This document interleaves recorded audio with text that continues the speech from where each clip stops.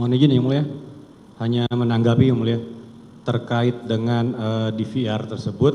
Dari keterangan saksi siapa? Arsyad, itu DVR tersebut yang kami ketahui itu tidak ada passwordnya, hanya ada notifikasi untuk memasukkan password, tapi tidak perlu diketik passwordnya apa, cukup ditekan close. Sistem DVR-nya itu udah bisa dibuka yang mulia. Itu saja yang mulia. Terima kasih. Keterangan saksi Arsad. Arsad ya, yang mengatakan terpassword.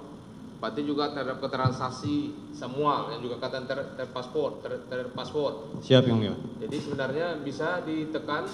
Cukup ditekan OK atau close, tertutup notifikasi langsung bisa siapapun bisa akses itu yang mulia. Tekan OK saja. Siap. Jadi tidak terpassword. Siap. Ataukah itu memang password tapi tekan OK bisa dibuka? Sepengetahuan kami tidak ada password, cukup tekan OK atau close bisa diakses. Itu katanya ya, itu aja ya, bahwa Terdakwa Kuni mengatakan tentang keterangan yang menerangkan bahwa CCTV itu, DVR CCTV itu ya ketika dinyalakan ya terpassword.